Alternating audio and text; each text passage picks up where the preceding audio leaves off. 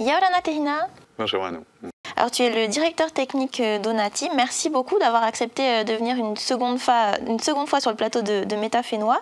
Alors l'accès à Internet, c'est un sujet qui fait beaucoup parler. Pour rentrer un petit peu dans le vif du sujet, aujourd'hui, malgré la fibre, malgré la 4 voire la 5G, il y a toujours des zones où l'accès à Internet est compliqué. J'imagine qu'il y a plusieurs raisons. Quelles sont les principales? Les raisons sont à la fois techniques et économiques. Et en particulier dans les zones où il y a peu de population. On l'observe partout dans le monde. On peut prendre l'exemple de grands pays comme la France ou les États-Unis. Quand on circule en voiture, on peut tomber régulièrement dans des zones sans aucune couverture, ni mobile, ni Internet. Et du coup, la même équation se pose en Polynésie, aux 3 opérateurs locaux, que sont Viti, Vodafone et Onati. Et dans les îles, il n'y a que historiquement l'OPT et Onati maintenant qui y va.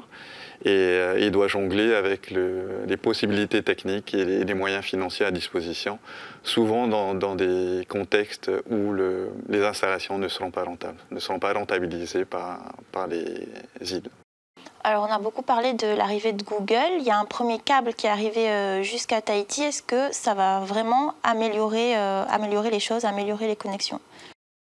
De ce que j'en sais, je ne sais pas tout à propos de Google, mais je sais que Google va faire atterrir plusieurs câbles à Tahiti. Il en a besoin dans l'architecture de son réseau pour éviter des coupures de transport de ses flux. Donc il en installe plusieurs dans tout le Pacifique et qui seraient résilients en cas de coupure même de plusieurs câbles simultanément. Donc plusieurs câbles vont arriver à Tahiti. Le groupe OPT a été choisi par Google pour proposer et assurer des prestations techniques de maintenance et d'hébergement de ces câbles sur le territoire. Et parce qu'on sait le faire déjà, on le fait depuis des années pour nos propres câbles et Google nous fait confiance. Google a mis aussi en avant le concours qu'il pourrait apporter au développement de l'économie numérique en Polynésie. Le gouvernement et le président Moïté en particulier y sont sensibles. Et nous aussi, on a hâte de voir ce que Google pourrait apporter. Et en dernier point, on est en discussion avec Google pour leur acheter des capacités sur un de leurs câbles qui remonte aux États-Unis, qui nous offrirait un secours supplémentaire à Honotua et Manatua. Donc c'est toujours bien pour la Polynésie, sans forcément qu'il y ait d'impact sur les offres actuelles des 3 opérateurs locaux, parce que les capacités de Honotua et Manatua ne sont pas utilisées en totalité. Mais ça ferait une route supplémentaire quand même. Alors évidemment, je vais te parler de Starlink. Malgré les interdictions, il y a toujours plus d'antennes ici au Fénois. Est-ce que du côté de chez Onati, vous voyez un impact sur le nombre d'abonnés par exemple? On sait qu'il y a plusieurs dizaines d'antennes qui sont installées dans les îles, les îles principales et même les petites îles. Pour l'instant, on ne voit pas d'impact sur des résiliations, au nombre de résiliations importantes de nos offres actuelles, ce qui est plutôt bon signe pour nous. Mais on sait qu'au global, le chiffre d'affaires des îles représente environ 300 millions pour le groupe. Et donc, risquer de perdre autant d'argent serait difficile à supporter pour Onati. Mais pour l'instant, on ne le constate pas encore. Alors en matière d'Internet par satellite, vous avez un partenariat avec OneWeb. Alors le président Moïté a annoncé le déploiement jusqu'en 2026. Il disait à l'Assemblée que d'ici septembre 2026, on aurait fait un grand pas en matière de connectivité. Dans la population, il y a pas mal de gens qui sont sceptiques. Est-ce que OneWeb est aussi efficace que Starlink? OneWeb est la dernière touche que Onati apporte au raccordement des îles éloignées. On le fait depuis des années via câble sous-marin, donc Honotua domestique pour la société, Ngatitua vers les Tuamotu et les Marquises et Ngatitua Sud vers Rutu et Tubuai. Donc il reste encore une trentaine d'îles connectées par satellite via notre solution actuelle historique géostationnaire qui est de qualité moyenne et à un coût élevé via Intelsat. Donc on passe en OneWeb, comme le président l'a dit. On a 18 mois pour raccorder la trentaine d'îles, on en est déjà à 5 ou 6 aujourd'hui. Et OneWeb, comme les câbles sous-marins l'ont fait, améliore la connectivité entre Tahiti et l'île éloignée. Et c'est au prix de cette meilleure qualité de liaison et des débits principalement que les clients sur l'île peuvent avoir de meilleurs services. Donc ce qui va arriver pour les îles connectées par OneWeb, comme déjà précédemment sur les îles par câble sous-marin, c'est qu'ils vont pouvoir avoir toutes les offres ADSL, VDSL disponibles sur Tahiti. Donc 6 mégas, 10 mégas et 30 mégas. Avoir la 4G mobile, évidemment, ce que tout le monde a depuis longtemps, mais qui n'était pas disponible dans les îles par satellite. Ça ne passait pas en 2G, GPRS. Et même la 4G Home, la connexion Internet sans fil. Alors pour revenir à Starlink, on le sait, on l'a dit plusieurs fois, le président l'a dit, l'arrivée de Starlink, qu'elle soit officielle ou officieuse, pourrait faire du mal aux opérateurs locaux et donc à Onati. D'ailleurs, le pays a pris un arrêté pour interdire l'entrée du matériel sur le territoire. 6 recours à ce jour ont été déposés contre cet arrêté. On va écouter 2 internautes, dont un est à l'origine d'un de ces recours. En fait, j'ai vraiment besoin de faire débloquer l'antenne qui est chez Farirata.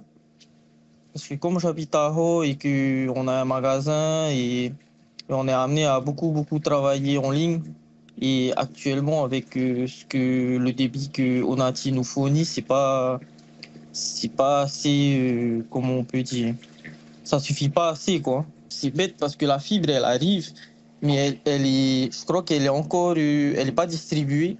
Elle est dans un conteneur aménagé qui est à 9 km du village.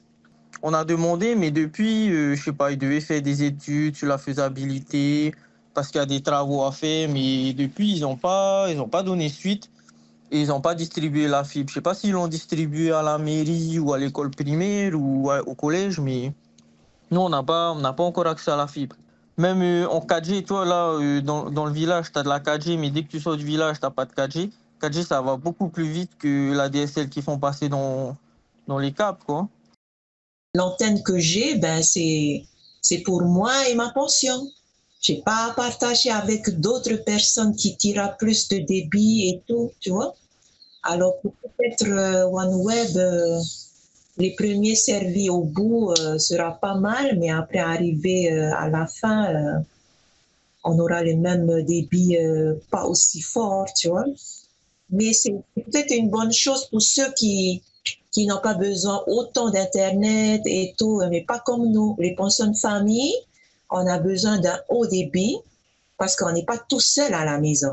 On a des invités. Quand tu viens voyager dans une île aussi loin que celle-là et tout, donc tu as besoin aussi d'avoir un minimum de connexion pour l'extérieur. L'Internet que Onati nous fournissait, ça ne marchait pas. Et quand il pleut et quand il vent, il n'y a plus d'Internet. Le téléphone, tu n'entends même pas personne, enfin l'autre personne parler au bout. Ça. Alors que Starlink, depuis que je l'ai installé, j'ai jamais eu de problème jusqu'à aujourd'hui. Même quand il y a des vents forts, de la pluie forte et tout le monde peut accéder. Ce que je voudrais qu'on notifie déjà pour l'île, je ne parle pas pour les autres, hein. Je parle pour cette île-là parce que je vis là. C'est au lieu d'aller se précipiter à aller mettre OneWeb en place, déjà en premier temps de faire circuler le réseau mobile Vini. Parce que là, on n'en a pas autour de l'île. Et là, il y a 2 agents qui sont venus il y a une semaine, qui sont restés 2 semaines ici, soi-disant pour pouvoir mettre la 4G+. Donc, je ne sais pas ce que c'est, sur des antennes existantes de Vini. Alors que le problème Vini n'est pas vraiment résolu. Il y a au moins 4 coins où tu ne peux pas avoir accès à téléphoner. Et heureusement que j'ai Starlink parce que j'ai mis sur mon site internet de la pension que je suis joignable par WhatsApp. Il y a le numéro. Et pour pouvoir discuter oralement par téléphone, c'est impossible. On est à peu près 6 km déjà de mon côté où il n'y a pas de réseau. On est dans une zone blanche, il n'y a pas Internet, il n'y a pas de téléphone fixe et il n'y a pas de téléphone mobile. Alors on l'a entendu dans ces 2 interviews, finalement ce sont 2 professionnels, donc un commerçant et puis une personne qui tient une pension de famille, qui ont choisi de faire appel à Starlink. Est-ce que vous comprenez que des professionnels se tournent vers Starlink ? La solution de OneWeb, comme je l'ai dit précédemment, connecte l'île de Tahiti au village principal de chaque île éloignée. Et ensuite, la desserte locale se fait via le réseau actuel, souvent la plupart du temps en cuivre, et via éventuellement maintenant, depuis que c'est possible, la 4G aussi. Mais Onati n'a pas les moyens de déployer la fibre optique dans tous les foyers. On a fait des calculs pour l'île de Rho. Il y a environ 200 foyers à connecter et ça nous coûterait plusieurs dizaines de millions d'investissements, ce qui ne serait pas rentable. Donc on dit aux populations vivant dans les villages qu'ils ont accès aux services jusqu'à 30 mégas et en mobilité en 4G, data 4G, ce qui est honnêtement mieux que ce qu'ils pouvaient avoir dans le passé. Et pour ceux qui sont hors du village principal, au secteur Otuamotu, dans des vallées isolées et marquises, effectivement, la solution Starlink est techniquement la meilleure, quoi. Vous comprenez qu'il y a peut-être une impatience aussi. Est-ce que finalement, il y a moyen d'accélérer ce que vous êtes en train de faire au niveau du déploiement des solutions ? Nous, on fait le maximum pour déployer nos solutions. Elles ne s'adresseront pas à tous les clients et notamment pas forcément à ceux complètement isolés. Là où Starlink est objectivement une bonne solution. Maintenant, les discussions pour l'introduction de Starlink se passent au niveau du pays, avec la DGEN et l'évolution du code, en concertation avec les opérateurs locaux, heureusement. Et il faut bien comprendre que le pays a pour objectif d'offrir la meilleure qualité de service possible à tous les Polynésiens, mais en tenant compte d'une équation globale difficile à résoudre quand même, entre les financements que les opérateurs locaux peuvent assurer et la forte concurrence qu'ils pourraient subir de Starlink et les pertes et le chiffre d'affaires et du coup éventuellement d'emplois qui pourraient en découler. Avant de continuer, on va passer à la question des internautes.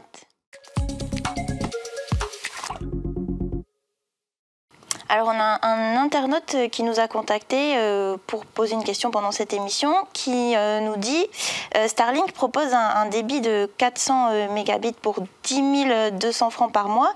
Est-ce que Onati a la possibilité technique d'augmenter drastiquement ses débits pour ses utilisateurs et de s'aligner sur les tarifications de Starlink ?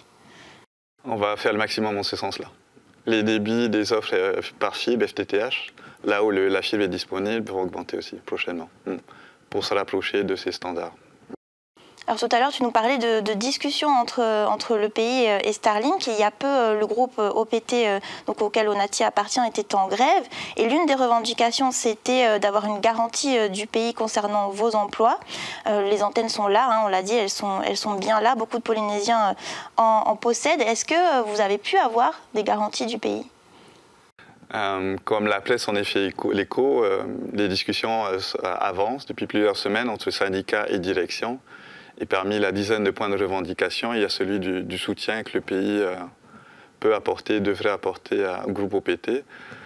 Ça fait déjà plusieurs années, plusieurs mois et même années que la direction explique au pays les conditions d'aménagement des télécoms sur l'ensemble du territoire, mais aussi des services postaux et bancaires. Donc c'est des discussions qui ont lieu en permanence. Et maintenant, il faut trouver avec le pays des conditions et des modalités qui permettraient au groupe OPT de poursuivre ses missions de service public dans les îles. Donc c'est des travaux en cours.